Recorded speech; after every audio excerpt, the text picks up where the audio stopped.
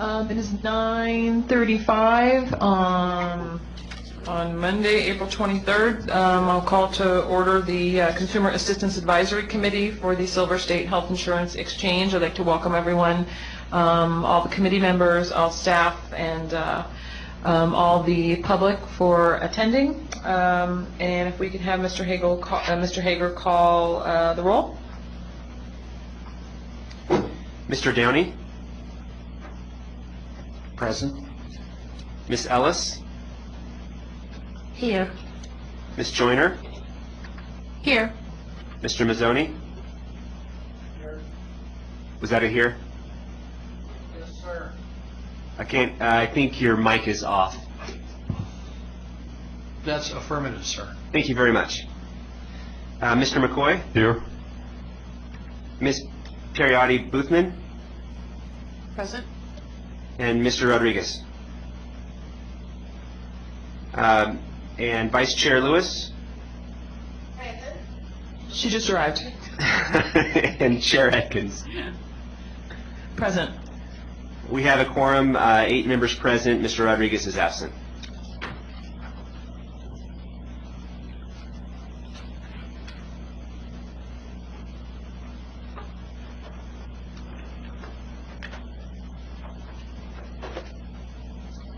And are there any announcements, Mr. Hager? I do not have any announcements. Do you or any member of the staff?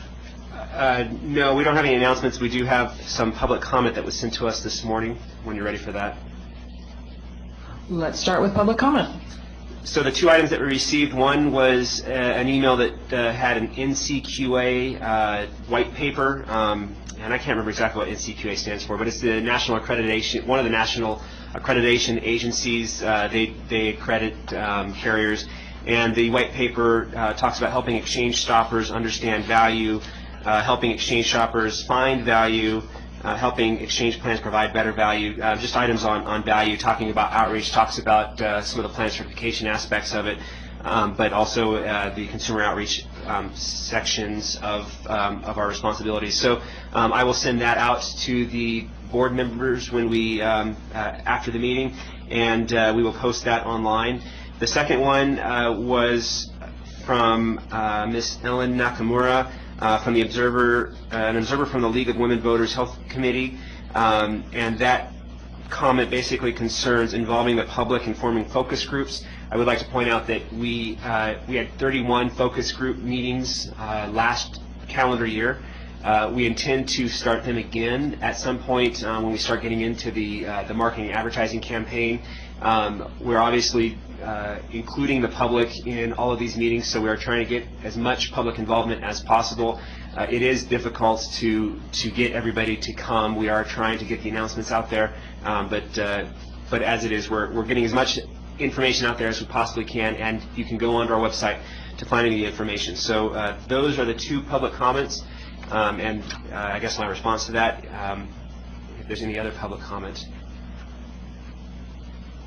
Is there any other public comment in the north? There's not. We do have public comment in the south.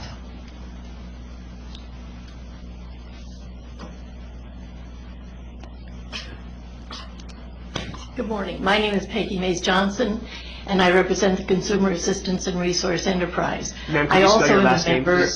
Could you spell your last name? Yes, please? it's Peggy Mays, M-A-Z-E, and then Johnson, as it sounds. Thank you. And I'm also a member of the League of Women Voters, and this committee was quite prominent in comments at the League meeting on Saturday morning. And I think the question was, having these meetings, you know, they're legally posted, but they are not being sent out to interested organizations. And League of Women Voters is kind of a no-brainer because of the kind of work that we do at the League. You know, that it would be nice for some of the community organizations to get information about these meetings so that we could be in attendance. I know that that's been my frustration, and I've served on boards that we legally had to notify the public, and we had 3 postings, but that doesn't get to the people that really need the information. So that was That was the entirety of the comments at the League on Saturday morning. Ma'am, before you go. Thank you, Ms. Johnson. Before you go, can you please send me an email of the people that you would like to have contacted? We will be happy to get this information out to whoever you might think it should go out to. If we can get emails from those individuals saying that they would like to be on the distribution list, we will get that information to them. I will certainly do that. Thank you. Yeah, we are happy to John? provide this information to anybody that wants it. John, I just wanted to let you know that per the open meeting law, if they request it, the request is good for 6 months for you to send it to them, but it's up to you if you want to continue to send it to them. Yes, and so far we have not taken people off of the list yet. At some point we might do that. I think it would probably be after implementation, but certainly we're well aware, and I appreciate that. And if anybody, if they want to know about these meetings, let us know. We will send out emails to them. If they don't have email, we will send a letter out to them that provides the agenda as soon as we send it out to everybody else. Thank you. Just a comment, Mr. Hager. You must be the only organization that takes names off of lists. We have not taken anybody off a list. We have another public comment, and please state your name and organization for the record. For the record, Barry Gold, AARP Nevada, Director of Government Relations.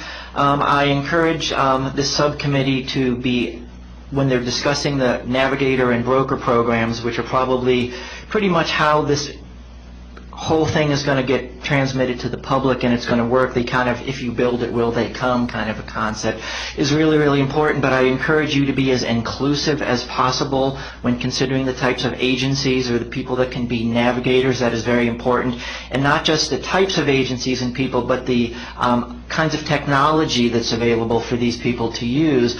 At the last board meeting, there was talk about whether people could apply in person, on the website, by paper method, by fax, and there was a question whether fax methods would be necessary or not, because gee, who uses faxes anymore? And public comment at that meeting spoke that in some of the underserved areas, in the rural areas, and some of these very small community agencies and these organizations that may need to be navigators in these small rural areas where there still is a digital divide in some parts of Nevada, all they may have is a fax machine. So I would encourage that some of your recommendations, not only that the agencies be as inclusive as possible, but the use of technology as well. Thank you. Thank you. Is there any more public comment in Las Vegas? Yes. No, there is not. Is there any other public comment in the north? Yes, Ms. Atkins, we do have public comment in the north. Yes.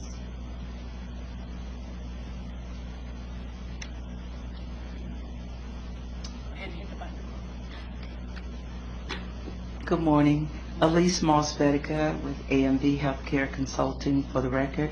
I would just like to concur. Can you spell your last name, please? Moss-Vedica, M-O-S-S space V as in victory, E-T-I-C-A, Vedica, okay? I'd like to concur with what Barry Gold said in his comment. We do need to be more inclusive. Last week I did mention the very same thing about the public notification, and I noticed in the agenda the the organizations that were notified of this meeting, where it was posted, and all of those postings are in Carson City, Nevada, but government facilities. And if one of the goals of the consumer assistance is to reach the public and be inclusive of the public, I feel that there is a need, again, and I'm greatly emphasizing this, of thinking out of the box, because most people do not chase this information, but because they don't chase the information does not mean that they don't want to be included in the information. I constantly run into people who will say to me, I didn't know about this, I didn't know about this. And especially when we're trying to be very diverse, and I'm not talking about race, but diverse in background, diverse in knowledge and information, skill sets, in bringing navigators to the table, we should reach out to them proactively, not afterwards, during the initiation and planning phase rather than the execution phase of this project. So I am just asking you again to please think out of the box. We have the technology. It can be done. It can be done. There are simple things like robocalls of when a meeting would be. And the money has been provided through the Affordable Care Act for the planning, for the initiation. I'm just asking that you would take some of those resources and proactively reach out to the other enterprises that may be interested in this. Thank you very much. And Ms. Mosfetica, for the record, John Hager, I meant to ask you to stick around after the last meeting to talk with you. Can you stick around here? I'd like to hear some of your ideas so that we can make sure this gets out to everybody. I will. Thank you. Any other public comment of North? None here. All right, public comment. Madam Chair, may I make a comment if possible? This is Randall Downey. For the record, at the last board meeting, speaking about communications, it was brought to my attention following the meeting that individuals who are interested are not able to log on or to phone in to follow the proceedings, and I'm not certain if that was a one-time event or it was just a technological problem at that point, or if that's been an extended problem. For the record, John Hager, we have had some issues. I think we've gotten them all resolved. The website issue, that did not start for 15 minutes, so unfortunately, if you gave up after 5 or 10 minutes, then you would not have been able to follow it, but I believe it was online about 15 minutes into the program. We are trying our best to make sure that the meetings are at this building and at the Grant Sawyer building so that we can have easy access from the website and through the call-in number. The call-in numbers will be up and running at every single meeting from this point forward. It is up on this meeting. I don't know if we have anybody on the phones right now, but yes, it was an issue. It hopefully will not be an issue in the future.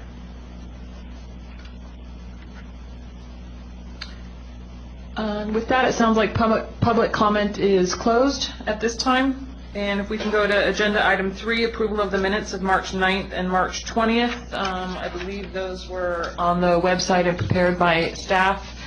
Has everyone had an opportunity to read them, and should we do them one at a time, or should we do both? Why don't we do both together?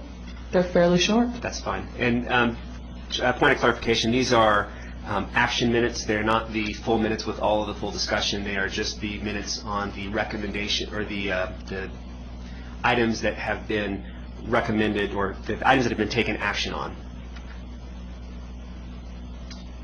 Thank you. Do we have a motion on the minutes and then discussion? Madam Chair, I move approval of the minutes of March 9th and March 20th. Any discussion? Second. Madam Chair? Yes. Randall Downey, for the record, I'd like to ask for a correction to be made to the minutes of March 20th. In the recording of the vote tally under agenda item 4, I did cast a vote, however, I misidentified. My name is Randall, not Robert. Robert is my father. And a second cousin is a well-known personality. Mr. Hager will make sure that gets corrected. We apologize. Yes, we will correct that. Can I get the name of the second? We heard Ms. Lewis was the motion. Mr. Mazzoni. Mr. Mazzoni, and we'll need an amendment to the motion because of that correction. May we have an amended motion to accept the minutes as amended by Mr. Downey to change his name to Randall from Robert? I so amend the motion. Second. Dwight Mazzoni. Any further discussion? All in favor? Aye. Aye. Opposed? Motion passes. And if we can move on to agenda item 4, Mr. Hager? Agenda item number 4 provides information regarding the Consumer Assistance Advisory Committee, specifically the committee calendar, information provided at the previous committee meetings, and committee recommendations approved by the board. The calendar has not changed significantly. You'll notice that in the status column for the inventory, we're waiting the inventory report. We hope to have that to the committee at the next meeting, which I believe is sometime at the end of May. I don't have the exact date on me right now. We're obviously going to talk about navigators and brokers for the third time today. While we indicated in the past that we wanted only two, we wanted to talk about each item twice. This is obviously a significant issue, and we are not delaying the implementation of the exchange at all by having a couple extra shots at this. So third, fourth, we'll definitely be talking about this a fourth time, maybe a fifth time, but hopefully the fourth or fifth time we'll get some resolution on the defining the roles of the navigators and brokers. At the next meeting, we'll start talking about the Consumer Assistance Program, the detail on it, and some of the other items on the calendar. In the previous meetings, we spoke about the regulations that were promulgated by the feds. Again, the Consumer Assistance Inventory Report that will hopefully be available at the next meeting. The strategic plan was provided. This was a board decision. I wanted to make sure that everybody had this so that our decisions are in line with the strategic plan, the mission, vision, values, and goals of the board. The recommendations that were approved by the board approved all of the recommendations of the committee. Specifically, we talked about a basic outreach strategy, which talked about assembling a team, hiring a communications officer, hiring a marketing and advertising vendor, conducting market research, partnering with private and public sponsors, collaborating with business, and measuring and reporting success. The board approved that recommendation with only there was a minor change. I think the only thing that we added was added the word tribal communities in the outreach to ethnic communities, so it's outreach to ethnic and tribal communities, which I think is within the spirit of what the committee recommended. There is a misspelling on Red Sox, S-O-X, not socks like the ones you wear, but you know, that thing happens. The types of consumer services for enrollment, that we categorized into those required by the Affordable Care Act and those that are recommended, although we noted that they require further cost analysis. I would like to point out that that the committee did not recommend the use of paper applications. However, in getting into the nitty-gritty of the regulations, we are required to take paper applications. So that will be in one of the items that we use to enroll people. So the items are currently the website, toll-free number for hearing impaired, by mail, and a walk-in center. And again, we are going to have a walk-in center, but it's not going to be run by the exchange. It will likely be run by navigators or brokers. The welfare offices that currently enroll Medicaid enrollees. So there will be a number of ways to walk into an office, but the exchange itself will not have a brick and mortar office other than our administrative offices, or well, I should say office, and it's a small office that we have to get into a larger space soon as we expand our staff. But basically, those items, other than the mail, are exactly what the board recommended. The other ones, kiosks, email, website, chat support, mobile phone apps, and mobile, possibly a vehicle for some of the rural areas. Those were approved, and again, those require some additional cost analysis, but we'll make sure that we do an appropriate analysis for those. The other item that was brought up at the board meeting, which wasn't specifically voted on, was accepting faxes, and we will certainly consider that as we move forward and try to make sure that all possible avenues for getting information for enrollment are available. With that, I will take any questions that the committee might have. Any questions down south? Any questions up north? Just point of clarification. I don't know whether it's covered somewhere else. This is Tom McCoy. Are we addressing any issues related to the blind any Braille aspects of what we're doing? I would, well, we will. The Affordable Care Act requires that we provide information in a way, and enrollment avenues in a way that can support those that have issues such as hearing loss or vision impairment. So yes, we will do. The Affordable Care Act requires that we ensure that those avenues are covered. Mr. Mazzoni? Dwight Mazzoni. Mr. Hager, would I be right in assuming that because this is a federal law that we must comply with ADA, and if so, doesn't that answer that question? ADA, Americans with Disability. Yeah, no, I know what it is. I'm not. I would assume that we need to, but I can't say for certain. But we will make sure that all avenues for enrollment are available to those that need it. Lynn Atkins for the record. Just getting back to the facts discussion that we had at the last board meeting and then public comment this morning. To me, it completely makes sense, and it probably falls under the paper applications, I would say. It's just a different method of getting that paper application in, whether it be by mail or by fax. So that makes perfect sense to me, and I just wanted to say that. So any other comments on agenda item 4? All right, with that, we will move to agenda item 5. Mr. Hager? Oh yeah, that was the verbal report. So the verbal report, it was a discussion on the inventory report. We should be getting, as I indicated before, we should be getting that inventory report in the next couple of weeks, so it should be available for the committee to review at its next meeting. And I believe that meeting is somewhere around the 17th or 18th, but don't quote me on that. So with that concludes agenda item number 5.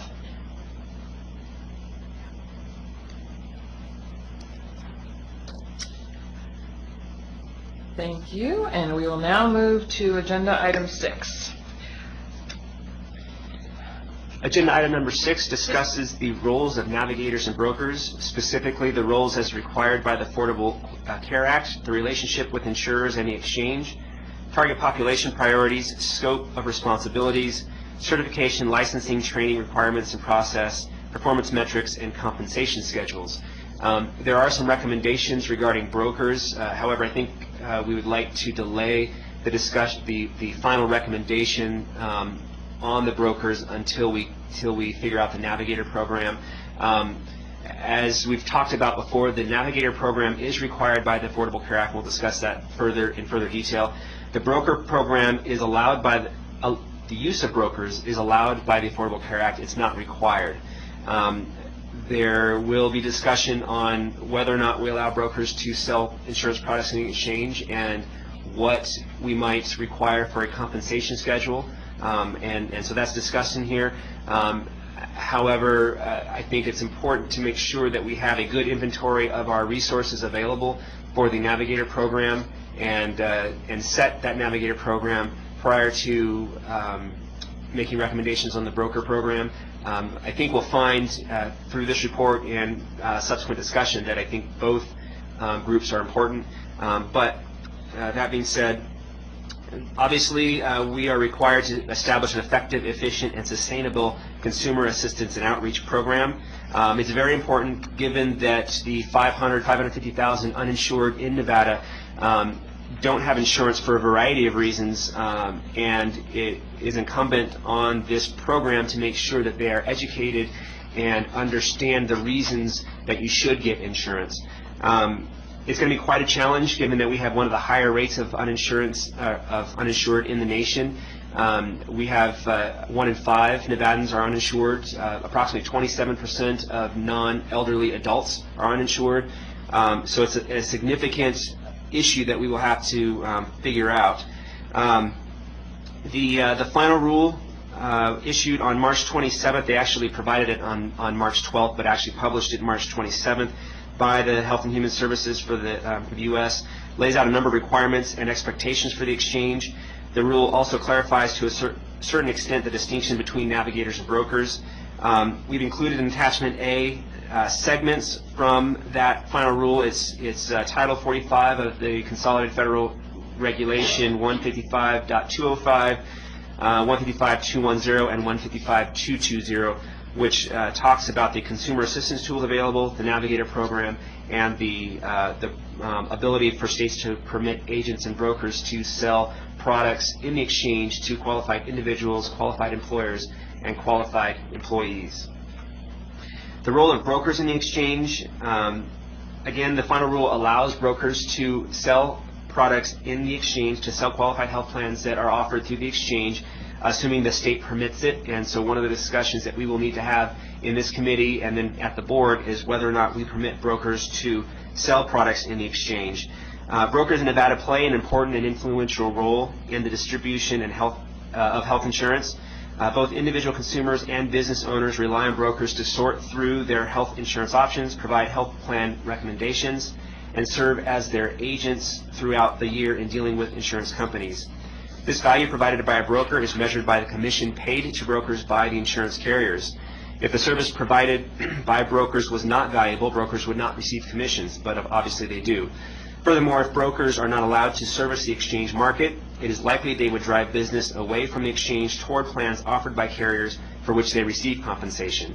This would decrease enrollment, making sustainability more difficult. Now, obviously, if you are eligible for a premium tax credit, your only way to get that is through the exchange. So it is unlikely they drive that business away, but we would not get any of the additional business for those individuals that are unsubsidized, those that have incomes that are over 400% of the federal poverty level. And the more comers, the better. So we'd like to have as many people as possible. It will allow us to distribute our fixed costs among a wider array of individuals and lower the cost on a per member per month basis. Finally, it should be noted that a large portion of uninsured Nevadans do not have insurance because it is not affordable. The premium tax credit will make health insurance much more affordable, and brokers are currently in a position to assist these new entrants into the health insurance market. When we wrote this report, the recommendation was to permit agents and brokers to assist qualified individuals, qualified employers, and qualified employees with enrollment in qualified health plans in the exchange. That's not to say that that won't be the recommendation, but we need to have that discussion here today and talk about it further. Once we get the discussion about navigators solidified, then we'll circle back on the question of brokers. The final rule requires brokers to register with the exchange, receive training on qualified health plan options and other publicly subsidized insurance programs, and comply with the exchange's privacy and security standards. The Department of the Treasury has some strict security standards regarding the promulgation of MAGI information, modified adjusted gross income information. Because brokers will be assisting individuals with obtaining premium tax credits, assuming that the board assuming that the committee and the board go forward with the recommendation to allow brokers to assist individuals to enroll, because they have access to that information, they will need to make sure that they are certified with, in the requirements that the Treasury requires, and of course the privacy and security standards that we end up having with the exchange as well. The Nevada Division of Insurance currently regulates and licenses brokers. The division requires applicants to take and successfully pass the state insurance exam in the lines of authority for which the applicant is applying. For example, health, property, life, casualty. The individuals applying for a resident license with the DOI must furnish a complete set of fingerprints and undergo a criminal background history background check. So if there are additional requirements that we have, we will work with the DOI to make sure that those additional requirements for broker licensing are met. And again, they have to register with the exchange. The broker's target population, and rather than specifically talking about a specific demographic, what we did is break this down between the reasons that people don't buy insurance. And it may not be completely applicable, but generally people don't buy health insurance because it's not required. They don't need to buy it. Health insurance costs too much. Health insurance choices are too complicated. They are invincible. They are uneducated on our financial risk. They do not believe in health insurance because it's an intangible product. They don't see what they're getting for it. And or their cultural heritage does not value health insurance. Now, obviously, a lot of those questions are intertwined. A lot of those reasons are intertwined. Somebody that is invincible is also not getting it because it's not required. So there's a lot of different reasons why people buy it. But due to the reforms required by the Affordable Care Act, health insurance will be more affordable. The choices will be less complicated, although slightly so, but they should be less complicated. If we do our job right, they should be shown in a manner that makes it a little bit easier to do side-by-side comparisons, and it will be required, assuming that the Supreme Court does not strike down the act or any portion of it. Between the premium tax credit, the individual mandate, and the employer tax credit, brokers should easily be able to increase enrollment for those individuals who did not previously purchase insurance because of the first three items, which, again, where the health insurance is not required, health insurance costs too much, and health insurance choices are too complicated. These individuals will likely be a fairly similar demographic to that of the broker's current clientele, and are likely to have incomes that fall in the upper range of the subsidized exchange market as well as the unsubsidized exchange market.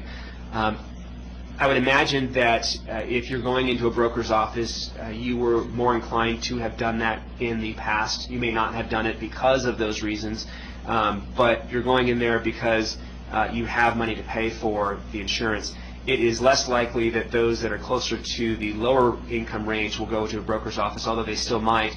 But I would imagine that many of those individuals would end up going possibly to the welfare offices, going through the Medicaid side of it, and understanding suddenly that they're not eligible for Medicaid, but that they could get coverage through the exchange. And again, there's going to be a lot of overlap in these targets, and I could be wrong, but that's kind of the way that we see it, and we'll see if that holds true. The broker's scope of responsibilities. Brokers currently provide individuals and employers with information regarding health insurance and assistance in enrollment in health plans. Brokers that enroll individuals in the exchange should also understand the basics of premium tax credits, the qualified health plans, and where to send individuals who require social services such as Medicaid, SNAP, and TANF. A couple more items about brokers, and then we'll pause for questions. Brokers' current relationship with insurers. Obviously, they are contracted with insurers to provide enrollment to those plans. They are a distribution channel for insurers. The rates paid by insurers to brokers vary depending on the insurer, whether the broker is enrolling an individual or a group, and how big those groups are. There are concerns that as a carrier raises its commissions, brokers will enroll more individuals in that carrier's plans, regardless of whether that carrier offers the best product. One way to mitigate this adverse selection is to introduce a fixed commission for enrollment in all qualified health plans. However, if commissions for enrollment within the exchange are fixed at a point that is too low, carriers could raise commissions they offer to steer enrollment away from the exchange. If the commissions are too high, insurance coverage will be less affordable. Because carriers offer different rates, carriers will have commissions that are higher or lower than the fixed exchange rate, which will cause a situation in which enrollment is steered away from the exchange, or in other cases where the commissions are too high. It is important to note that the current state of broker commissions has evolved over the years to its current state and continues to evolve as market conditions exchange. Introducing a fixed commission in the market introduces an additional complexity that would need to be monitored and adjusted regularly by exchange staff or the board. Additionally, in its strategic plan, the board declared one of its values to be creating a business-friendly environment for the simple purchase of health insurance. Some of the other committees, this particular committee didn't establish a set of key principles, but the Plan Certification and Management Committee indicated that a couple of their key principles were to encourage enrollment, which would indicate not only that we're creating an effective consumer outreach campaign, but also that we keep premiums low as possible, but also to protect special populations. So there's a balancing act. In this committee, there is less of a balancing act. There are fewer decisions that require the balancing act. We're trying to go out and get the word out as much as possible. So we didn't focus on key principles for this committee, but I think it's important to note that we're trying to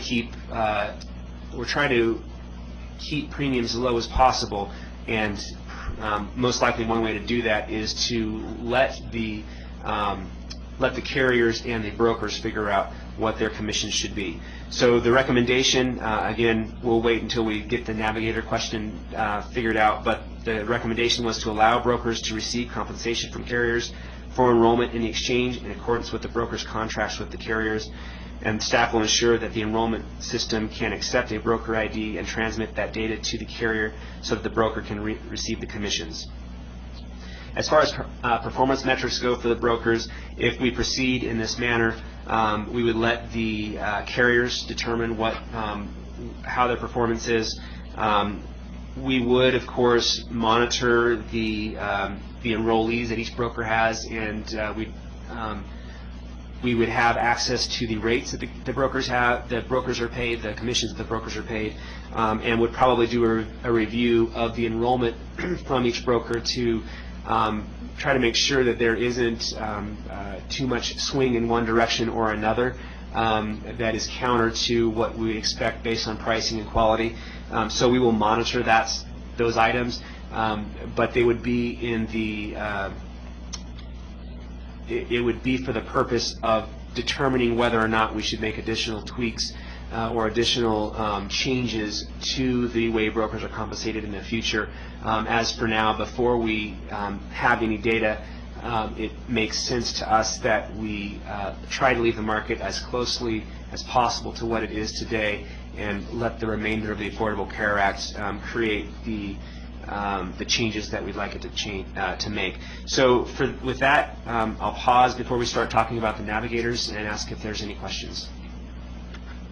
John, this is Lynn. I think what I would prefer us doing, I apologize, is to actually go backwards and discuss the navigators first prior to the brokers. I want to get a much clearer sense and make sure everybody's on the same page. Although we don't have the list of resources of where the navigators might be, I want to get a much better sense of what the navigators are going to do and how they're going to do it, because I don't think you can kind of figure out the broker question until we know what it is that we have to have with the Affordable Care Act. So I guess that's how I would like to do the discussion. So I guess it's a little bit backwards. And I know you just went through a lot of that, and I know your voice is probably tired to go through the navigator portion, but at least that's how I kind of think and just want to see how it all plays out step by step. So that's my request. Absolutely. I was just pausing to give myself a chance to get a drink, so thank you. Okay, so navigators defined. Navigators are private or public entities that are qualified and licensed, if appropriate, to carry out at least 3 of the following duties: maintain expertise in eligibility, enrollment, and program specifications, and conduct public education activities to raise awareness of the exchange; provide information and services in a fair, accurate, and impartial manner; facilitate selection of a qualified health plan; provide referrals to appropriate state agencies for any enrollee with a grievance, complaint, or question; and provide information in a culturally and linguistically appropriate manner. Navigators must demonstrate that they have existing relationships or could establish those relationships with employers, employees, consumers, etc., or self-employed individuals that are likely to be eligible to enroll. It is expected that navigators, perhaps unlike brokers, will have expertise in the broad range of public medical assistance programs, including Medicaid and Nevada Checkup. While we would expect that brokers have some of that information so that they know where to send individuals if they need help with those items, the navigators would have much greater information or much broader knowledge of those topics. In much the same way that the state is developing a no wrong door approach with regard to eligibility determination systems, which will allow an individual to apply for all medical assistance programs, for instance, Medicaid, Checkup, and the exchange, through a single portal application, navigators will need to have expertise across multiple programs. A navigator will likely not know which programs an individual or family may be eligible for until the eligibility process is complete, or at least started. Accordingly, navigators will need to be well-versed in each of these programs and will need to be able to assist people with the eligibility and enrollment process for all medical assistance programs. So, just a little bit of background on how this works with the web portal. And if you may recall from previous discussions, all of the decisions will go through the web portal. Whether you're going online yourself as an enrollee, or you're going into a navigator or broker's office, or you're calling into our call center, all of that information will be funneled through the web portal. You may not be doing it yourself. Somebody on the other end of the line might be doing it. But basically, you'll enter some basic demographic information. That information goes to our eligibility engine, which would go to the federal data hub and come back with possibly a verification of citizenship status, with the modified adjusted gross income information that's provided, and we'll come back through those systems back to the web portal and say, yes, you're eligible for the exchange, and here is the amount of your premium tax credit, and here is the amount of your premium, depending on which item you select. If you're not eligible, or excuse me, if you're eligible for Medicaid or other public assistance programs, it will indicate that, and at that point, the web portal would redirect you to Access Nevada. Thank you. And you'll be able to access those programs through that system. So that is the gist of how it would work with the web portal. The navigators would work with the same workflow to get the consumer to the right place. As discussed with the brokers, the primary reason that people don't purchase insurance, again, is because health insurance is not required. It costs too much. The choices are too complicated. The individual is invincible. The individual is uneducated on their financial risk. They do not believe in health insurance because it's an intangible product, or their cultural heritage does not value health insurance. While brokers' likely target populations will be those who do not currently purchase insurance because of items 1 through 3 above, the navigators will likely target populations who have the issues of the other items, so basically items 3 through 7. And again, there will be some overlap. These issues generally will require a stronger educational component to secure coverage. These individuals will likely have lower incomes and will be less educated than those serviced by brokers. One item that I would like to point out, of the 500 or 550,000 individuals that don't have insurance, health insurance in Nevada, I believe one of the numbers was 45% of those individuals are Hispanic. I've been told, I haven't confirmed this, but that the Hispanic culture does not value insurance. They can understand paying a doctor. They can't understand, and this is a very broad generalization, but again, the culture does not value purchasing insurance. So I'll leave it at that. Moving on, licensing, certification, and conflict of interest standards. Navigators must meet licensing or certification standards as determined by the exchange. But the standards are not defined by the final rules, so we would need to define those licensing standards. And apparently there will be further information coming from Health and Human Services. They typically say soon. Don't know how long that will take, but soon. In addition, navigators cannot have any conflicts of interest. They cannot be paid for enrollment by the carriers. They cannot have any financial considerations or non-financial considerations. So they can't get kickbacks from the carriers. They cannot be paid by carriers, or they cannot get travel arrangements or vacations paid by carriers. They really can't have any connection with the carriers. One of the possible groups that can be navigators are brokers, but if a broker becomes a navigator, they can't be paid by the carrier any longer, and so they would be completely separate from the outside, the non-exchange market, and it's difficult to say whether or not a broker would decide that they want to be a navigator and only be paid for through the exchange. And again, that would also depend on what kind of navigator program that we put in place. We will need to develop training programs for individuals that perform navigator functions, including both paid and unpaid staff members for organizations that serve as navigators. The training must ensure navigators are competent in the needs of the underserved, vulnerable populations, for eligibility and enrollment procedures, and the range of public programs and QHP options available through the exchange. Additionally, navigators must be trained in privacy and security standards and protocols pertaining to personal information.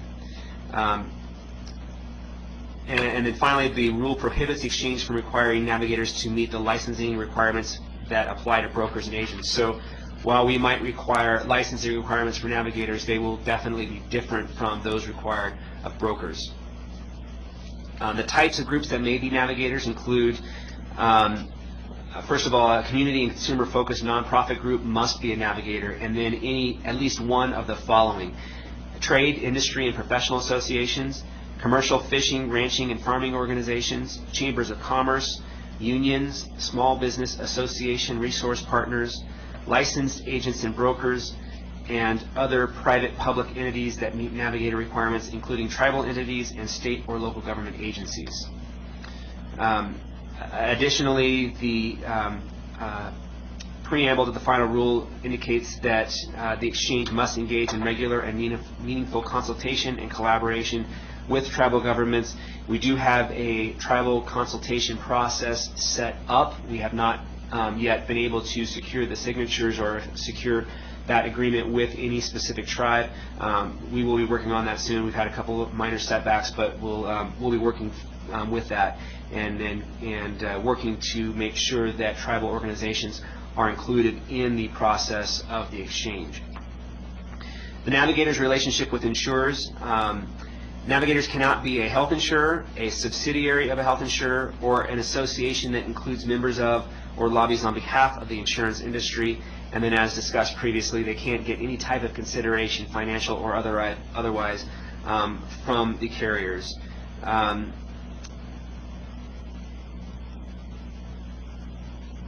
then we talked about brokers briefly. So on to the next page, structuring the navigator program. The exchange will need to establish a process for awarding grants to navigators, because navigators will likely be helping Nevadans complete the eligibility enrollment process for QHPs offered through the exchange, as well as other public programs. The exchange may consider developing the navigator program in collaboration with other state entities, including Medicaid, Welfare, GovChaw, and the department itself, the Department of Health and Human Services. Nevada currently relies on community-based groups to help with outreach enrollment for Medicaid, CHIP, and other public assistance programs, and these programs may be prime candidates to become exchange navigators. In addition, the exchange may need to expand consumer outreach efforts beyond those groups to reach people who are normally are not eligible for public assistance programs and who may not come into regular contact with some of those groups that have historically served as enrollment assistance of some other of the state and county public assistance programs. And again, we'll have that consumer outreach inventory report hopefully at the next committee meeting. Funding the Navigator program. According to the Affordable Care Act, no federal funds can be used for the Navigator program, so any fees that we receive will have to be generated from other sources other than the federal funds. And at this point, it appears that staff will request an advance from the general fund pursuant to our statute. We can request up to 25% of our total revenues. So for the time period, basically July through December, any Navigator program of 2013, we would request an advance from the general fund to pay for those Navigator programs. Then starting in January, we would start to receive enrollment fees, probably from the carriers for the enrollment in the exchange. At that point, we would start accumulating a small reserve to pay for our operating expenses and to pay back that advance from the general fund. And with that, I'll be happy to take any questions. Let's start, if we could, let's start with questions on the roles and responsibilities and duties of navigators, understanding that we still need an inventory of where these places might end up. Let's start with questions about navigators. Madam Chair, Gina Parati Boothman for the record. I just have a comment with regards to page 5 under the heading Navigators Defined.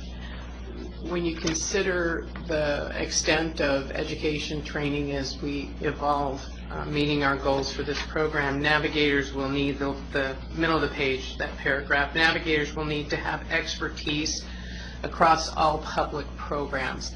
I'll be transparent, I've done this for a while. I don't even have expertise on all public programs.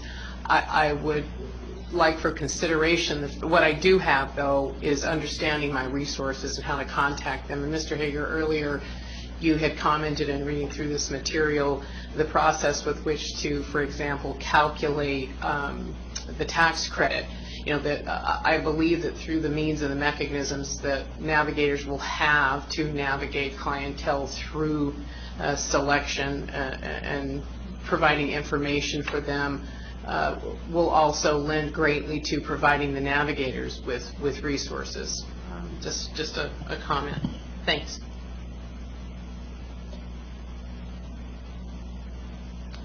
Any other questions or comments about the navigator information up north? No, nobody wants to talk. We do have Mr. public Mazzoni? comment if you're willing to take that after everybody else is done. Thank you. Mr. Mazzoni? Dwight Mazzoni. I've read through this thing about 4 or 5 times, and I am still totally confused because we haven't defined anything yet. Tell me what a navigator is. Tell me who could even qualify. I read this stuff, and it's really doesn't get to any specifics. We can't license them. They don't have to have E&O. We think that they should know something about all the public programs in the state. Find me somebody that actually does that outside of maybe my buddy down at the end of the table. There's very few people around, and while I'm willing to let him do it, I don't think he can handle 500,000 people. We haven't yet defined what a navigator is, at least not as definitively as I think we need to define it for this committee to be able to say this person or this organization can be a navigator, they can do the job, and here's what the job is. I think we're still at the 50,000 foot level or something, Madam Chair, rather than down. Right now, I feel if we've got something, do we have to be done by, what is it, June 14th or something? We better be down on the ground beating up each other about what this thing really looks like and who could actually be a navigator. And I guess, Lynn Atkins, I guess the big question for me is, thank you for those comments / questions. Assuming, if I can for a moment, assuming folks do not need assistance in navigating the website, somebody who needs health insurance, wants to purchase it through the exchange, goes to the website, makes their selection and moves on, never sees or talks to anybody. So there's definitely going to be that group of people, I'm assuming. But the people that do need some assistance in making selections, I guess getting to Mr. Mazzoni's question, and Mr. Hager, if you give us your thoughts on this, is the idea that the navigator is going to be assisting people making the actual health care choice, or the navigator is going to be assisting people through the process and through the website, or are they really going to be making I don't even know if recommendations is the right word, but explanations of the different health care plans that are available through the exchange? I guess that's the million-dollar question, and what the committee was formed to determine. The committee should decide, and maybe I'm wrong, maybe I need to provide a further definition, but I think the committee needs to decide how involved the navigators should be. The information that I've received from Mr. Mazzoni and some of his broker colleagues is that because they're not required to carry any kind of liability insurance, or maybe we will require that, which would end up meaning that we would have very few navigators, but because there would probably be no requirement to carry any liability, then it might lend, that question might lend itself to, they will help them through the process, but not necessarily make recommendations on coverage options. What I thought would happen was a person would walk into a navigator's office, and the navigator would say, oh, you want insurance? Come on over here, and I'll help you go through the web portal, and we'll work through this process with you. And as the person had questions about, well, what's a deductible mean? What's coinsurance mean? Then that navigator would be able to assist them with answering those questions. Now, I would say that there's probably two different kinds of navigators. There's somebody that's going to assist a person through the process, and there is groups that we might provide grants to create forums to discuss what insurance is all about, to teach the public what insurance is all about. So it's a multi-pronged approach. We're going to have the marketing and advertising vendor come on board probably in the fall, probably late fall, and they're going to do all of the discussions about advertising, getting the word out, and will probably assist in advertising for, hey, come on over to the Nugget, and we're going to have a meeting about, what insurance is all about. And maybe there'll be navigators or members from the exchange there to discuss insurance and discuss why it's important and provide that kind of consumer outreach. So you can have a navigator that specifically goes out and tries to outreach those segments of the population that don't currently have coverage, and it might be, again, a multitude of forums. And then you have navigators that are sitting there waiting for an individual to come in. And so then the question is, how much pull do we have, and how much of the navigator program do we arrange to get people to walk into the office? How much do we get?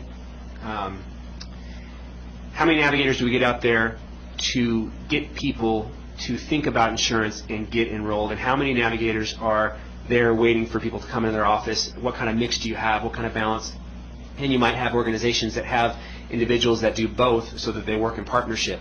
You might even have organizations that have brokers and navigators in the same office. I don't know exactly, but these types of things are the questions that we need to answer, and I look to the expertise of the advisory committees to help answer those questions. Thank you. I think I've gotten the ball rolling because we've got lots of people here who want to ask questions. Let me start with Mr. Downey, and then we also have public comment questions here. So if we can get all of the board comments and questions first, then we'll go to public comment, and we'll continue back and forth that way. Mr. Downey? Thank you, Ms. Atkins. Randall Downey for the record. I have a basic question to preface my remarks. It's been unstated, and so I'm assuming that it's being considered that the shop and the individual portions of the exchange will not be separated. They will be concurrent. Is that a correct assumption? So that is a question that has not yet been answered by the shop advisory committee. However, I would expect that they will be two separate markets, and they are very different markets, so we need to consider that they are two different markets. The group market has different needs than the individual market. Not only do you need to cater to the individual purchasing the insurance, but the employer will have questions of his own. The employer, when an employer buys insurance, he is trying to position his organization to draw talent from the community so that they can have better employees. And so individuals that can assist employers answer questions to provide that kind of positioning will be very valuable to the shop exchange, regardless of whether those markets are combined or not. Those items will need to be considered for the shop exchange. And I will say that brokers do this right now and are very much part of the employer insurance purchasing process. That's not to say navigators aren't, and they certainly could be. Thank you. I appreciate your remarks, but I think that decision will frame how we're going to construct what the roles of navigators and brokers will be. And so that could dramatically alter the final product we recommend to the board. So bearing that in mind, I appreciate Mr. Mazzone's comments, and I think his concerns are real. I would say that the way you framed the definition of navigators is lucid, it's compact, and it speaks, and it's to the point. So I recommend that this language, in fact, does fairly, in my experience, represent who navigators are, what they do. I think we need to look further in terms of how we're going to, there's a sense, and some of the language reflects a concern about liability of navigators within the system. And I think it's going to be important for the board to consider, and probably for this committee to consider as well. Do we want to assign to an organization or to an individual within the exchange the ability to apply consequences for misbehavior or illegal actions on the term of either, on the part of either brokers or navigators? And I think that needs to be considered as well as part of our discussion. So how do we enforce the requirements that were reflected in the language provided by HHS? Thank you. Ms. Lewis? Well, my comments really revolved around the definition of navigators, and it seems to me that what we have to do is to flesh this out a little more in terms of, the first one, maintain expertise in eligibility, enrollment, and program specifications, etc. Then I think at some point we have to define what do we mean by expertise, so that as we look for navigators, we can then determine whether or not they either have it or they have to get training in that particular area. And I think that's the same thing that we have to do with all of the, the definitions that are identified there. And I don't know whether we need to do that or whether we want to ask staff to bring us back some additional information that further clarifies what we mean by that. And then as we look at that, we can then say which organizations either have this or which organizations can we identify that may be there that could get the training. And in terms of liability, I think that we could, require that everybody who is a navigator get an insurance policy that covers them with some kind of liability level that, if they are negligent to the degree that really harm somebody, then they would, have to have some coverage that would, mitigate those kinds of circumstances. Ms. Ellis? Thank you. D.B. Ellis for the record. I guess we are in this committee at different levels of understanding the definition of navigators versus the interaction with brokers and with the exchange, because I think it's a tripod kind of relationship where it is intertwined.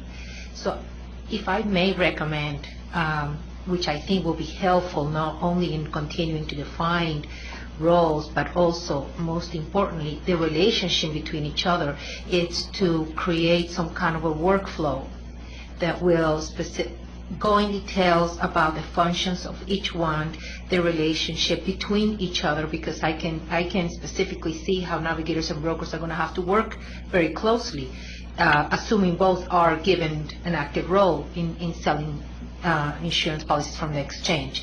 So we're going to have a very close relationship to refer to each other, those walk-ins or calls or future clients for the exchange. And also it will help us define, as we create that kind of workflow, the different levels of expertise for the navigators, and not so much the expertise, but the services that they will provide, because as Mr. Haggard mentioned, some of them may do educational trainings, walk-in centers, some of them will be just exclusively registering people through the software system in the internet for people to get insurance exchange. So as we draft, if it's possible, this workflow, then we'll be able to see which will also help in the process of setting up an application process and in a training process to define the different levels of functions and tasks and relationship between the components of this whole process of consumer assistance and enrollment. Thank you. Thank you. Are there any committee members that have questions or comments up north Tom before we McCoy, go on? Okay. Madam Chair.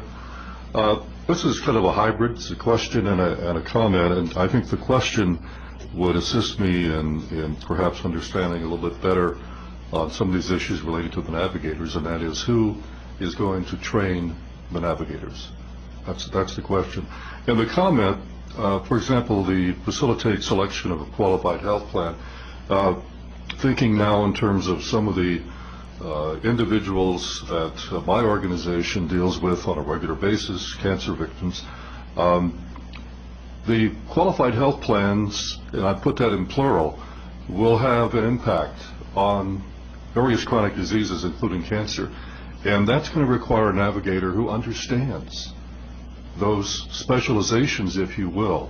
So if we're looking at a navigator as being an all-inclusive person, it may well be that we will have to have some subgroups of navigators who can address those specializations. Thank you. Ms. Parati-Boothman? Thank you, Madam Chair. Gina Parati-Boothman for the record. I'd like to jump on Ms. Ellis's comments with regards to what I refer to functional descriptions with the navigators. When you look at the daily activities, duties, and responsibilities, and clearly defining so we understand where there may be crossover with the broker, where there's collaboration, if you will, with the broker and their expertise. And thank goodness for them as I continue to evaluate these responsibilities. Because I, in my mind's eye, as I see this vision evolving, the navigators do have specific and select functional descriptions, which could be more clearly defined under these navigator definitions, as far as providing information, facilitating selection. So I think it's important as this evolves that we have functional statements. Thank you. I'm going to have Mr. Mazzoni make a comment, and then I would like to get to the public comment both in north and south, and then we'll get back to the committee. Mr. Mazzoni? Dwight Mazzoni for the record. A couple of items and points. First of all, the 500 or 550,000 or 527.5 thousand people in Nevada is not a static number. It's a never-changing number. And today you can't tell me exactly what that number is. Nobody can. We've been fighting this battle for a number of years. People moving in, moving out, getting jobs, losing jobs, taking COBRA, getting off of COBRA, all the other things that are involved. Historically, we had a plan in Nevada several years ago. It was a bare bones plan. We offered it so people who say they couldn't afford health insurance because it was too expensive, it had too much stuff going on with it. It was an absolute failure. It did not fly because people won't buy it. And that was even under a broker arrangement or any other arrangements. Another clarification, agents' commissions are not paid by an insurance company. I do not work for an insurance company. My commissions are paid by the client. My clients know they pay a commission. They just pay it in the form of an add-on to the premium. That's state law, by the way. So I'm going to get paid whatever the insurance company says I'm going to get paid based upon the contract I have with them. Nobody can come in and say, well, don't pay the commission and I'll take your case and I'll take care of it for you. Because state law won't allow that in most instances. There are some ways out of that on larger groups. One of the points that I would like to make, and I would hope that navigators do this, and I really don't, I see it sort of in here, but not really. Who's going to interface between the client and the carrier if there's an issue? Is the navigator going to be that interface? If not, then where does the client go? The person who's insured in the exchange. Where do they go when there's an issue? Friday I had a phone call. I had to go out and sit down with the client, and it was talking about that particular client's atrial ablation that he wants to have done, and he needed information. He needed details. And he wasn't comfortable going to the insurance company because he was getting the insurance company route of what's going on. You know what I'm talking about. So I think that, if we're going to have if a navigator can't do that for a client, then what is the outlet for that person? Are we going to have an ombudsman who is the ombudsman for the exchange? and the people can go there, or what? I'm not sure where that's going to be held. Navigators versus agents.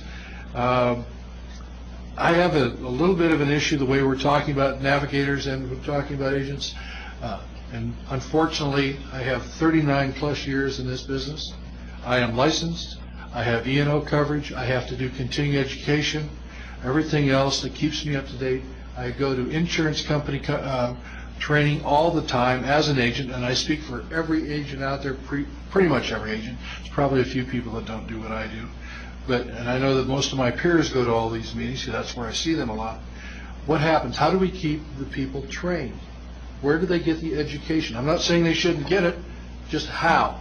If they're not licensed, if they're not in some sort of a database that's part of an insurance company, if Anthem Blue Cross Blue Shield puts on a training session, are they going to be invited? And if so, how? Because they're not licensed. And what obligation does, and I think we've discussed this a little bit, what obligation does a navigator have if they just gave bad information or if there's a complaint filed? In essence, what I heard earlier, what I felt like was, I'm under triple jeopardy. Not only do I have the DOI and HHS, but now I have the exchange to deal with. And you guys are going to, the exchange towards insurance agents, are going to have your own set of rules or own set of things that can happen to me. Can we find a navigator? They're a volunteer. I would tell you, go jump. I'm not going to be a volunteer to do that. So I really have a concern, kind of the direction some of this discussion is going, that, and while I think Randall and a lot of people have some really good ideas about doing this with a navigator, I don't think we're defining a navigator in a way that is really workable for the client. Now, if I'm mistaken, that's fine. And I'll try and put this together in a format and send it out. I did draw a little deal out here. Last point, because Lynn's getting after me. Training for people. GovChaw has already put together a training program for ACA. Actually, I'm one of their presenters. We've given it for 3 CE hours. Is there going to be CE required for navigators or not? I don't know. But there's a lot of training that's out there that can be developed. We should also look at Utah and the other states that have already started this stuff to see what kind of training programs they have. And certainly Mr. Hager can do some research on that unless you would prefer. Thank you. Thank you. If we can go to public comment down here in the south, and then we'll go to the north. Ms. Johnson? Yes, Peggy Mays Johnson again for the record. In reading all the information about the role of navigators and brokers, it kind of jumped out at me that for years, brokers have been providing information, and still 20% of Nevadans remain uninsured. And I have to tell you, I'm kind of old, and I've been out in the public for a very long time. And one of the things that I know is that there's one word that I haven't heard a whole lot, and Mr. Hager just mentioned a little bit ago, is the first thing you have to do is outreach. And, we talked about the League of Women Voters earlier, not getting the information. And that's a group of very educated, concerned women that know a lot about a lot of things, but they have been absolutely ignorant about this exchange. And I think that it's really important. They say you can lead a horse to water, but you can't make him drink. We have to lead the horse to water, and then the brokers can lead them to drink. But I think the role of the navigator, first and foremost, be for outreach and education. And I've not heard that in all of this discussion. I think those ought to be number 1 and 2. Thank you. Please state your name for the record. Charlene Simpson. I'm an ombudsman for the Office of Consumer Health Assistance, and I've been in that capacity for 7 years. And the reason I wanted to address Dwight Mazzoni's concern about who will a patron, if you will, go to when they have an issue with, the doctor or the broker or whatever. And in all of the comment that I'm hearing, I'm clearly sitting there understanding that I don't think the role and the mission of GovChaw is clearly understood or has been, because I don't know of any agency within the state that deals with all the health plans in the state of Nevada. when it comes to appeals and grievances, denials. That's what we do. We also handle issues that are out of state because, as we know, many people they move here from other places. So I have routinely, at different times, spoke to people from California, Texas, wherever the case might be. So, I realize you're in preliminary staging of defining who a navigator is. Our office has been very broad. We have been required to understand what the rules and regulations are of Nevada Medicaid, Nevada Checkup. We have worked extensively with the FRCs, hospital case management. We have really been that point of contact. So while we're talking about creating another program, perhaps to supplement or what you're doing right now, I clearly don't want GovChaw to be lost in the conversation because we have been doing a lot of what you're saying for a number of years. Thank you very much. If we could go up north to public comment, please. Good morning. My name is Elisa Caffaretta, and I represent Nevada Advocates for Planned Parenthood affiliates. We have 5 health centers in Nevada. We see 50,000 clients a year, about 90% of whom do not have health insurance. So we certainly speak directly to this group that you are interested in talking to. I had several specific points that I wanted to bring up to maybe be considered to be added to the discussion about further defining what navigators might be and how their role might work. So I think that one of the reasons that there's so much concern is that maybe the distinction between navigators and brokers is not as clear as it could be as you're working to, while you're waiting for rules from the feds, working to define these two groups. Navigators I see as being much more non-traditional organizations from your insurance brokers and insurance agents and carriers. I don't think that they necessarily need to be people with relationships with employers and employees and self-insured, but the emphasis probably should be more on the target populations that don't fall into that group that have traditionally been served by brokers. People who qualify for Medicaid and checkup may well not have a relationship with an employer, for example. I think they need to be less experts in the specific programs. As one woman noted, it might be tough to be an expert in every single assistance program in the state, and they need to more be experts in the target population that you are looking to reach, because you can provide the education, and the no wrong door system is going to sort of facilitate the process of getting information about all the possible programs that our clients would qualify for. And since the Affordable Care Act sort of changes some of those definitions and redefines some of those programs, nobody is right now an expert in all of the public assistance programs. Specifically on the target population that you're trying to reach, this 500-something thousand Nevadans, I think there's an understanding that this is not a monolithic group. I would add possibly the following factors to people who don't have health insurance. And in the interest of making it as neutral and positive as you can. And there are a lot of people in the state who have done a rational cost-benefit analysis, and it doesn't make sense for them to have insurance at this point, given their health status or their employment status or their current bills. These people are rational actors, and they've made a choice. Health insurance isn't required now, so maybe give them a little bit more benefit of the doubt. I would also include, which I don't see here, people who are unemployed, people who are underemployed, people who are maybe serially employed. We hear a lot of stories of people who get fired right before vesting in benefits only to be hired again in this state. Seasonal employees. There's a large group of folks who just can't get insurance that possibly want it. Hopefully this will be addressed by the Affordable Care Act. I think the most important group that the navigators are going to deal with are folks who have never had insurance. They don't understand how it works. They don't have any information on it. They've never used it.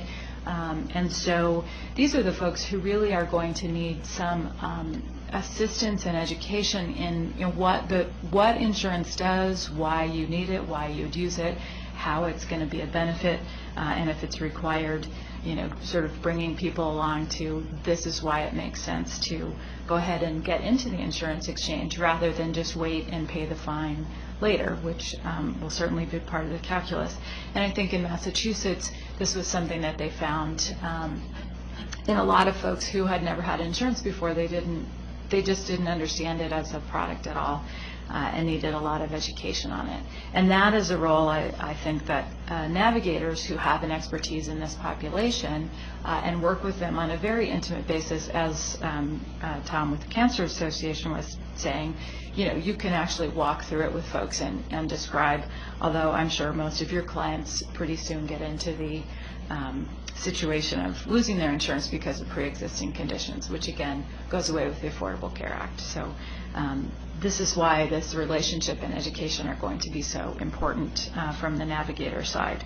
So again, with the groups that you're targeting to be navigators, I think that again, the level of expertise you're looking for might be too specific. You might think about we did a project with the Secretary of State for the Census on complete count and reaching out to non-traditional organizations.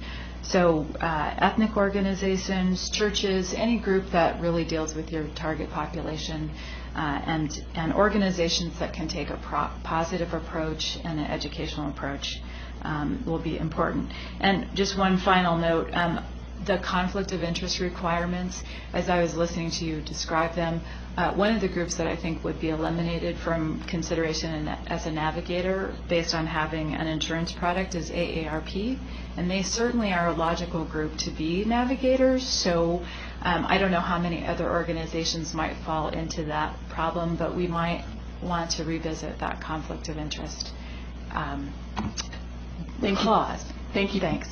Thank you very much. If we can, is there another person who'd like to make some public comment up north? Elise Moss-Vetica with AMV Healthcare Consulting, LLC. Navigators are required by the Affordable Care Act, and I think that we need to realize that they are required. They're part of that diverse commerce that the Affordable Care Act is looking for in order to facilitate healthcare consumers to their best interests. I do not see navigators and brokers being competitors. I see them as a professional team. And the reason why I say that is because I have a background in healthcare, over 2 decades in healthcare. I have been an agent for a Fortune 100 company. I have sold property, life, health, disability, you name it. I've done that, but I chose as my profession healthcare. And so I don't sell that product, but what I have done for the last 17 years is education, advocacy on healthcare. Yes, I do know about eligibility and enrollment and different insurance products and transitioning from the workforce to being uninsured or transitioning from group health to Medicare. I know that. And I know that a lot of people consider it as complicated because people fear the unknown. But it is really not as complicated when you have trained people who advocate on behalf of the consumers dealing directly with them. Now, a lot of that is addressed in the Affordable Care Act of trying to assemble a workforce to be available by 2014 in terms of technology, health information technology, and information period. And so I think we need to remember that and connect all the dots when we're talking about the roles of the navigators. Navigators this is the way I envision navigators. If you would just think back to 2005, when we had to, all 50 states and the U.S. territories had to take care of Medicare Part D. Medicare Part D, you have no further to think about than SHIP. I was a SHIP volunteer and then moved from a SHIP volunteer to being contracted to actually train and deploy that program in the state of Nevada. And I did that. Yes, I apologize to interrupt, but can we get your comments focused back on the definition of a navigator? Yes, I'm using this example on the SHIP program to really tell a story and get the understanding of how you can navigate. You have with the SHIP program, as just think about healthcare consumers who are looking for healthcare, you access the system.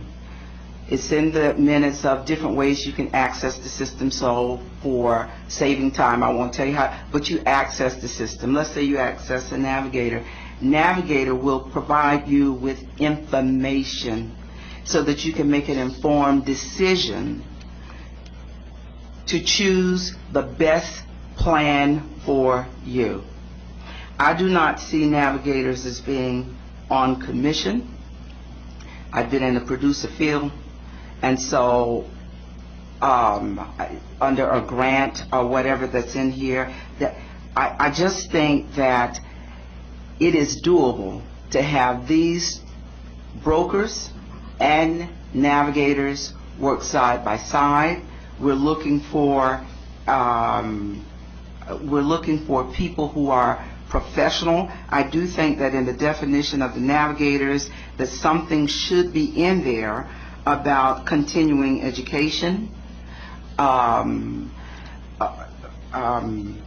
they should address special population groups, those being like the Native Americans, even people with Alzheimer's disease. We have 9,000 people with Alzheimer's here in the state.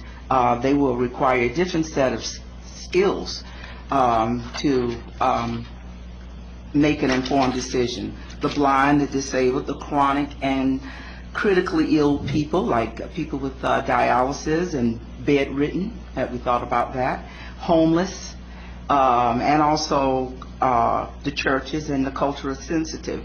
And so bringing in these diverse people with diverse backgrounds who are professionals, who are willing to commit to being trained, and I have read the information. I know that anybody that's involved in this will be trained. The training is being... Can I ask you to please wrap your comments up? I'm sorry, we have less than 30 minutes left, and we've got lots of other questions and comments. And so all I'm saying is it is doable, and I think that rather than excluding the navigators, we need to keep in mind that navigators are required by the ACA, and that it can be done. Look no further than the SHIP program as an example of how you can bring this information outreach and professionals into it. Thank you. Thank you. We have one more public comment down south, and then we're going to get back to the committee members. So please state your name for the record. Thank you. I'm Vicki Mayville, and I have been helping Nevadans choose and use health plans since 1994 as a broker. I'm the current president of the Clark County Association of Health Underwriters.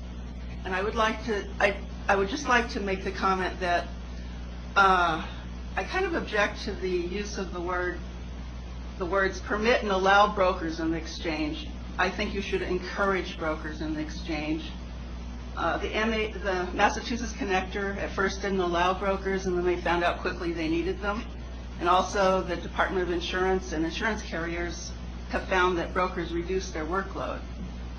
Many of you here today, like most people, have never had to purchase health insurance, and most people I work with have never bought health insurance. As a broker, I help them understand what the plans mean to them in the real world. Since brokers can't be navigators, I don't think navigators should act as brokers either. I just simply think that as soon as it comes to deciding which health plan, the navigator should steer them to a broker who is licensed to explain health insurance. As soon as it comes to health insurance, broker, licensed, has all the stuff to do that. navigator navigates them to whichever program. If it comes to health insurance plan, broker. It's pretty simple in my mind. And I just think you should stick with the current plan. We've got licensing all set up. Broker, whenever it's describing health insurance, how it works, that's who should do it. Thank you for your consideration. Thank you. Ms. Ellis? Tilly Ellis for the record. In my previous question, or I guess request or suggestion for a workflow, I think we should also specify the difference, which I think is what is causing a lot of the confusion. The brokers sell insurance and insurance products directly, whereas the navigators will only exclusively be, if you may call it, selling the insurance exchange products, which in turn are contracted with insurance companies to form the plan for the insurance exchange. So it's quite different what they're going to be doing in the future, and I understand it's confusing because this is something new. But as we define this, we need to be specific about the clear difference between the functions that both will continue to provide in the future. So I think that I go back to the workflow and to specifying exactly what everybody will be, if we may want to call it selling, so that way we can help people understand clearly what the difference in the roles are, and yet how complementary can both be. Thank you. Mr. Mazzoni? Didn't even push my button yet, Madam Chair. Dwight Mazzoni. First of all, I would like to go on record as saying that I am for putting this together and as best as we possibly can. Not against the navigators being there. I just want to know that they have to operate under some rules and regulations and constraints that are at least as onerous as I am, or at least as onerous as will protect the client, put it that way. Number two, ma'am, I appreciate your comment that 20%, and we're not doing a good job getting to 20%. Let me assure you, we're busting our butts to get to the 20%. These people don't want to talk to us. It's not mandatory. They don't understand it, and they don't want to understand it. We've tried and tried and tried. We have people in, not just us, young lady from GovChaw. We've put together programs. We have outreach programs. We have a lot of people that are willing to speak. We offer to speak at any place. And we have people in our association and people within GovChaw that will come and speak any place to anybody. As far as how you get the information, I guess you get the information the same way the rest of us get it. I don't know what else you can do. Public law requires it be done a certain way, and that's how we do it. So beyond that, if John's willing to send out stuff, I think commend John for sending it out. But I can tell you that the industry makes a big effort, that being the insurance industry, at least my aspect of it, makes a big effort to get out there and try and do something. I will tell you this, whatever the Supreme Court does, if there is not if we don't have a mandate that you have to buy health insurance, I don't think that we're going to have very much success with the 20%. Thank you, Madam Chair. Thank you. Any other comments or questions from up north in the committee or staff? This is Amber Joyner. I have two quick questions, actually. From some of the member comments earlier, talking about how we will not be licensing these people or cannot license them, I believe someone said. My understanding is that we just can't license them as brokers or agents, and I would just like to voice my personal opinion that I do think these people need to be certified or licensed in some way, and that would alleviate a lot of these problems that we have about the questions were asked about how much training will they need and how will we find them. I think absolutely we need a way to either find them or take away their license if they misbehave, and I think certification and licensure is really the only way to do that. So I was confused myself reading through on page 5 when it defines navigators. It says, and licensed if appropriate. I sort of gasped and thought, no, me personally, I think we need some accountability and a formal designation of certification. And so that was a question that I had through the conversation. People are saying, now we can't license them or won't. I hope they were only talking about as brokers or as agents. And the second question that I had was regarding individuals versus groups. A lot of the document that we received talks about the entities that can become navigators or the types of groups that can become navigators. And when I envision navigators, and I just want to bring this up because I haven't heard a lot of talk about it, I envision these people being very much part-time navigators. For example, and Mr. McCoy brought this up, I would hope that somebody in the Cancer Society could, as a portion of their job, be a navigator. And they would go and receive the training and become an officially certified person. But then as they're encountering people in the community, they could be put on their navigator hat and be that person. So I also envision it very much as a part-time sort of situation. I think the more people we have in the community as part-time people like that, the more people we will be able to funnel into the exchange. Thank you. Ms. Lewis? Lavon Lewis, for the record. I agree with much of what was stated just a minute ago. As I perceive navigators, I would see, as opposed to an individual being identified as a navigator, perhaps the Cancer Society would be identified as a navigator with the responsibility to have trained people on staff who then serve in that role, and then of course they would have to have some form of an agreement with the exchange as to what they are going to do in their role as a navigator and what will happen if they don't perform adequately in their role as a navigator. And this would be true of any group that would be designated as a navigator. So that's how I perceive it. So I see us as designating organizations or, nonprofits or unions or whoever as navigators, with them then having the responsibility included in their contract that they would have trained people who would go through whatever training we identify as being required for that particular role, and that they would then get that designation, and this would all be done through a formal contract with the operation. Ms. Atkins? Yes? For the record, John Hager, I just wanted to indicate, and not to say that we can't continue this discussion, I feel comfortable with the input that we've had here today, being able to come back with a solid recommendation for the Navigator program and broker program, defining the two roles, putting together workflows, so I'm comfortable with what we've had. I wanted to make a couple of comments. Some of the wording in this report may be offensive to some, but it was taken out of the Affordable Care Act, so unfortunately all I can say is take it up with the feds. For instance, licensing, if appropriate, for the navigators, that is from the Affordable Care Act or from the regulations. Talking about brokers being permitted to sell products in exchange, that is from the Affordable Care Act. It is no way our endorsement of a specific stance. We just wanted to make sure that that we properly reference the Affordable Care Act. Thank you. And I guess maybe on earlier comments, maybe when you were presenting the materials, Mr. Hager, maybe I misunderstood. I think there was, or again, someone else might have made the comment, some suggestion that possibly folks who were interested or who were eligible for the federal subsidies would end up working mostly with navigators, and people who were not eligible for subsidies would end up working through brokers. I'm kind of not loving that, and I'm just hearing a separation of income level people and who they get to work with. So my general comments are I hope we don't go down that road. 400% of poverty for a family of four is an income level of over $92,000 a year.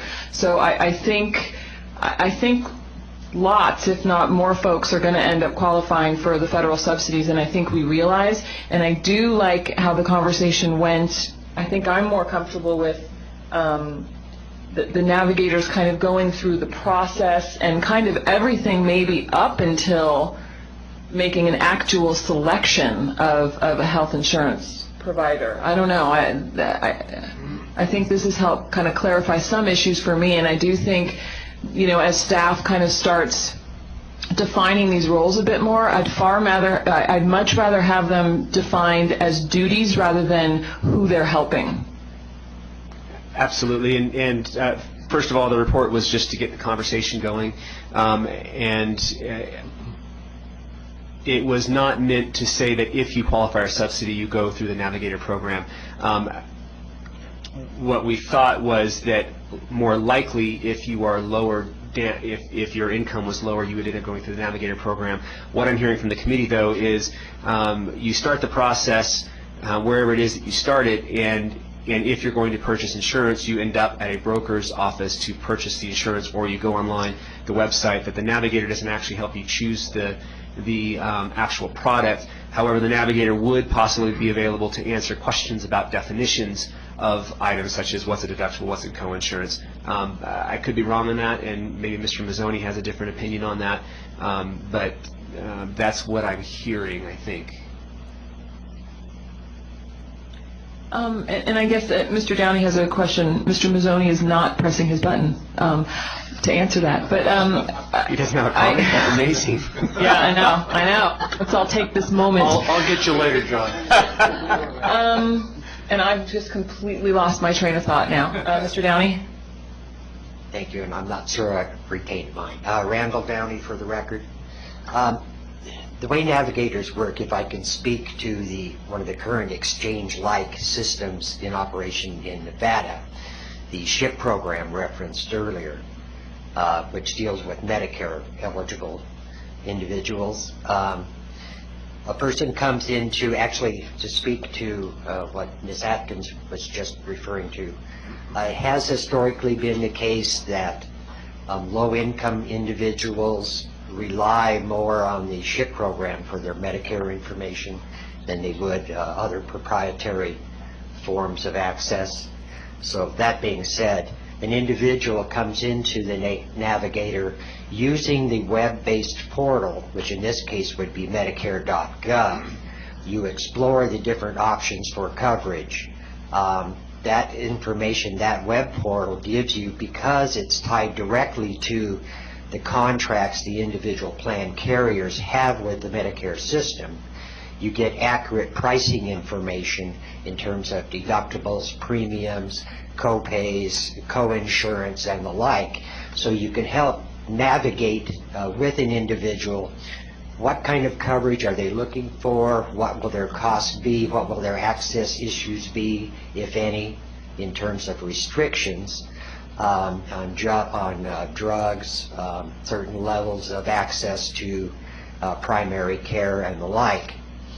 The navigator does not make the decision for the individual, for the client, but gives them the information and answers questions so they have an informed choice that they can then pursue and enroll into health care coverage under Medicare. At the same time, that web portal also, by inclusion of certain, answering a few questions about income and the like, will also identify for the navigator and the client that person is assisting what benefit programs the person may be eligible for in order to facilitate enrollment and reduce costs.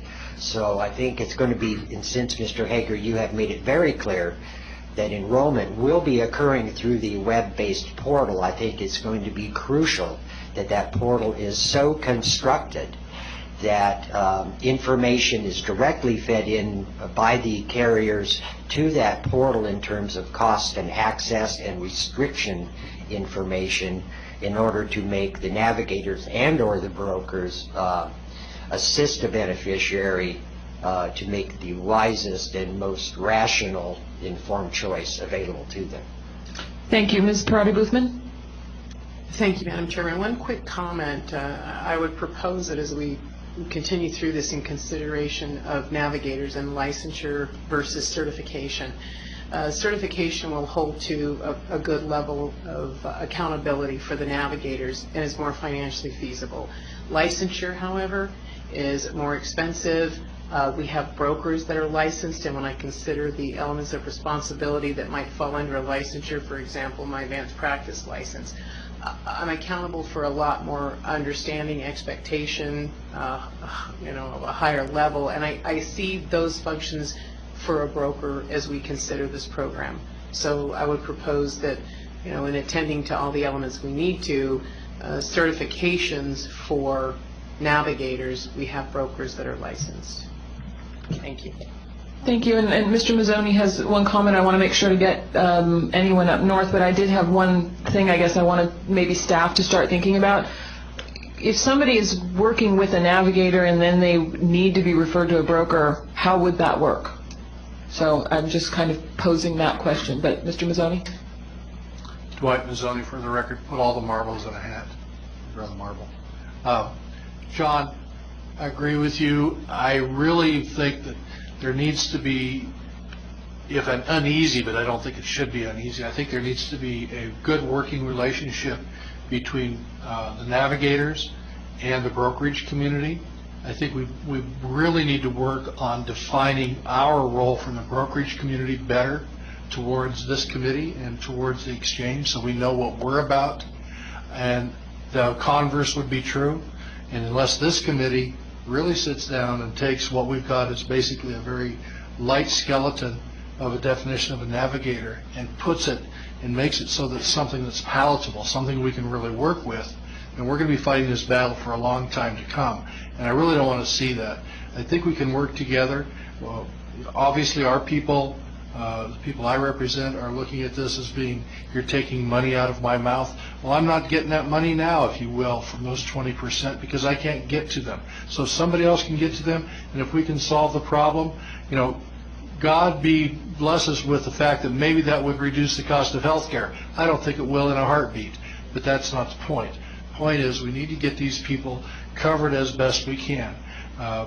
4 years ago, 5 years ago, the number of uninsured in this state hovered right around 17.4%. Now it's very close to 20%. So it doesn't change a lot. In fact, it's gone up obviously because of the recession.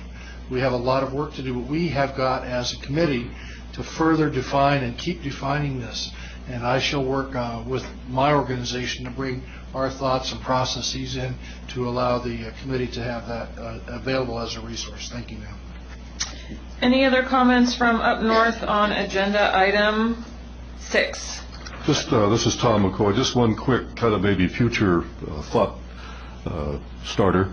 We're seeing in other states, and it is authorized by the Affordable Care Act, of web-based brokers. Is that something that this exchange is going to consider? Mr. Hager. Yeah, for the record, John Hager. It's a possibility. However, authorizing web-based brokers brings in a whole another level of complexity, and staff will have to think about it. My initial reaction is that we already have a web-based system, or we will have a web-based system, and therefore another web-based system is simply duplicative. If in some way that web-based system does the job for us and increases enrollment, increases or decreases the number of uninsured, then we might think about it, but it's a whole new level of complexity. I have asked a question of the feds on their system. The federal government is creating an exchange, a national exchange, for any state that does not implement their own exchange. And I've asked that if a person from Nevada were to go in and enter their zip code, would that exchange simply redirect you to our exchange and allow you to input it? A slightly different question than what you were asking, but part of the discussion. So we're looking at it, but I think allowing another web-based system to enroll individuals again creates a whole new level of complexity that I'm not sure we're ready to explore. That's about all I could say on that. Ms. Atkins, if I might, I would like to follow up with a question for Mr. Mazzoni. If he could comment on Mr. Downey's comments about navigators from his perspective as a broker. If a navigator were to help an individual navigate the web portal, does that make sense to Mr. Mazzoni, or what types of things may we have overlooked if we do that, or may not have considered if we do that?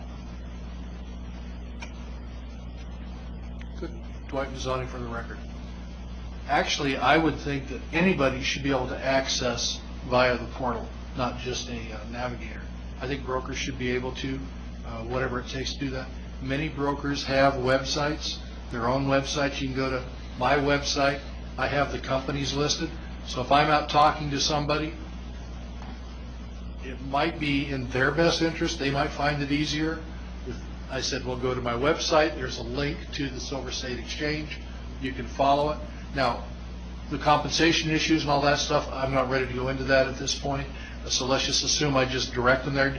Right now, I direct people to the federal pre-existing condition pool website.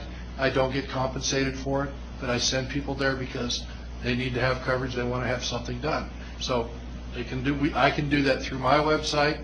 Somebody else could do it. You could send them the website, healthcare.gov, whatever you want to do. Right now, I think we need to make it as, if we're going to try and reach the people that are out there, I think we need to make access at whatever level people are trying to access it at as open and easy as possible, whether by a navigator, by a broker, or just, Joe Lunchbucket out there that heard about this thing called healthcare and heard about Silver State Exchange. He should be able to go in, create something that allows him to log on, and if he wants to sign up, let him sign up. If he wants to call me to sign up, let him sign up. If he wants to call Randall to sign up, let him sign up. I don't think it matters. We're not talking about thousands and thousands and thousands of people coming to me or Randall's office or anyplace else. I'll get one or two, he'll get one or two, but if we have enough people around the state, and it works like I think it should work, then we can take a big bite out of this 500,000 people. I will tell you, however, be very aware that I don't hold much hope for the fact that we're going to get even a majority of these 500,000 people. If you look at Hawaii, they've had mandated health care for many, many years. They're still missing about 30,000 to 40,000 of their population are still not covered, and they've got a mandated system. So unless, John, you're ready to hire health care police and send them around knocking on doors to make sure they're signed up, I'm sorry. And in this state, very difficult, unless you tied it to a driver's license or something, very, very difficult to be tracking individuals and where they are in the system. Could you, Mr. Downey discussed allowing a navigator to go to the web portal and walk a person through the process to answer the questions. The assumption that we've been going on is that anybody would have access to the web portal, brokers, navigators, the individual himself.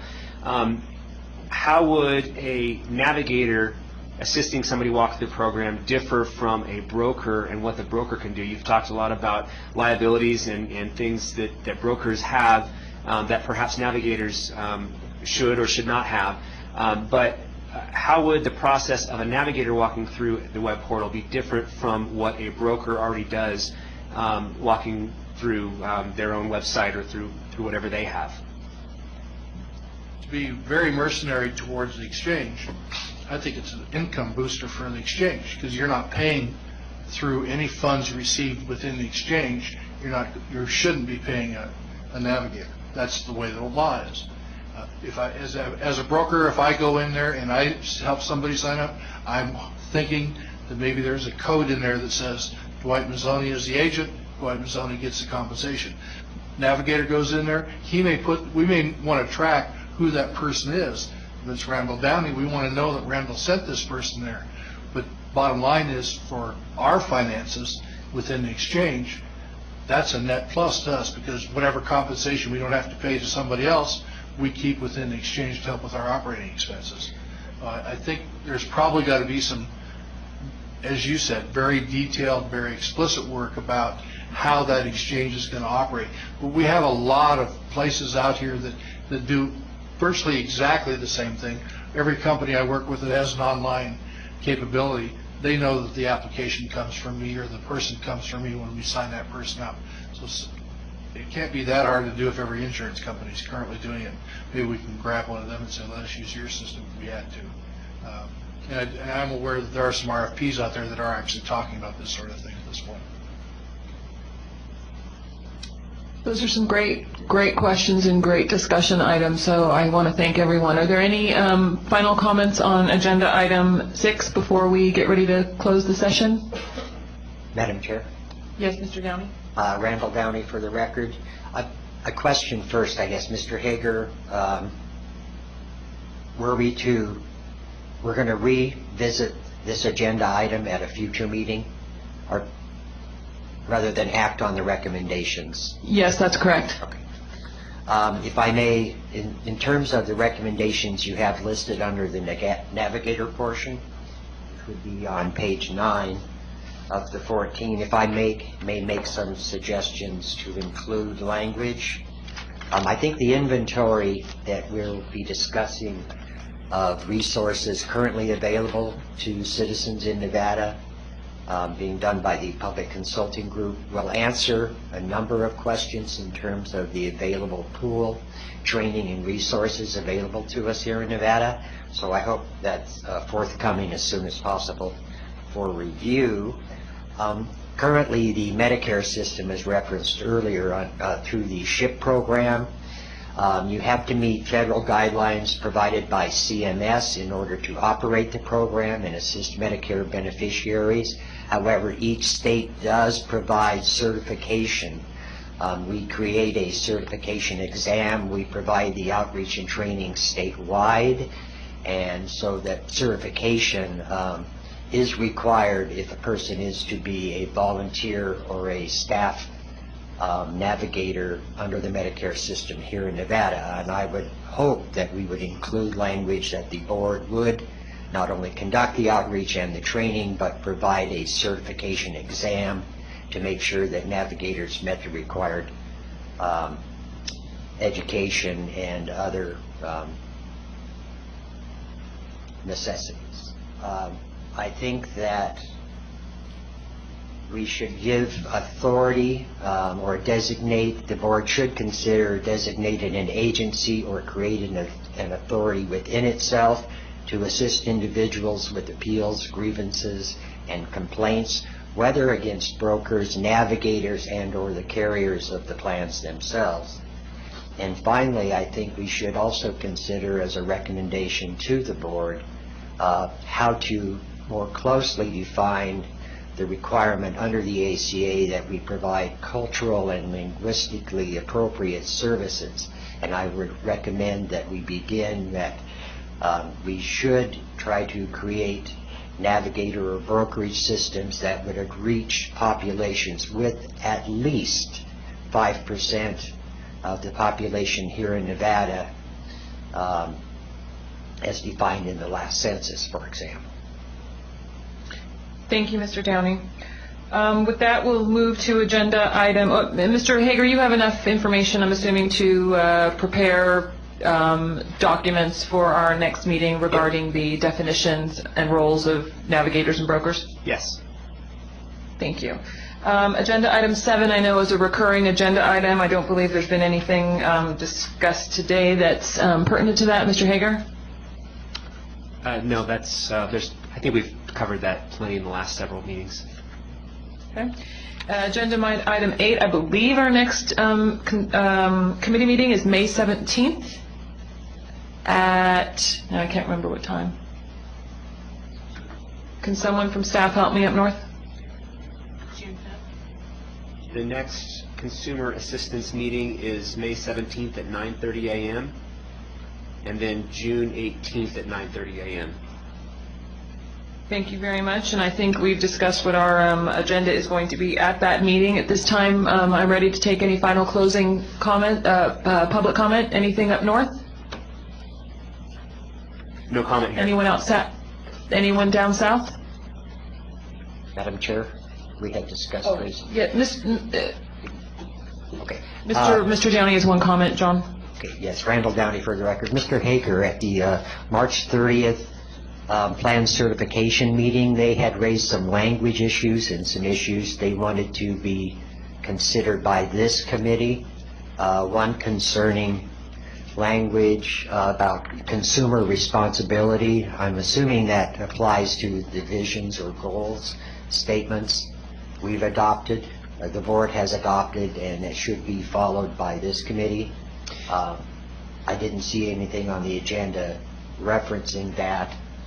And there was also a question as to whether or not, and it was suggested by that committee, that this committee undertake a review of it in terms of the portability. Would any carrier offering a plan under Medicaid be required as well to offer one through the exchange? And again, there was no reference in the agenda that we should consider their recommendations. Two different things. Number one, the recommendation was regarding key principles, and we did establish key principles for the Plan Certification Committee, the SHOP Committee, and the Finance and Sustainability Committee. And those key principles were designed so that the board could take into consideration not only the board's strategic plan, but the balancing act between different items such as protecting special populations versus encouraging enrollment through low premiums. We did not set a set of key principles for this committee because the decisions that we're making, they're not as much a balancing act, and maybe I'm wrong, and we can certainly take that up if you'd like for the next meeting. Include on the agenda key principles, but because this isn't quite that balancing act, this is more of how do we get the most people to get the word out to enroll.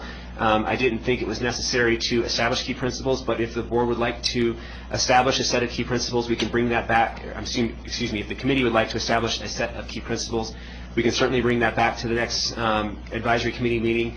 As far as the question about Medicaid and that continuation of coverage or the maximizing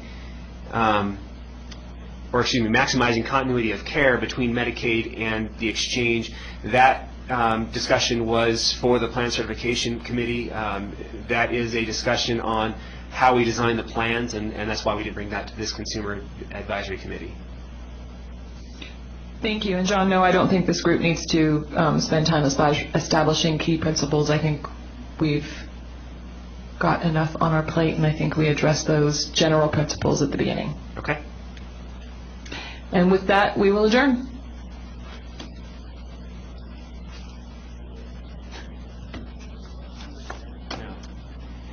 We need to make sure it's an action item on the, in case they say they want a motion to adjourn, but they don't need, she can just adjourn it. Yeah, this one is most emotional.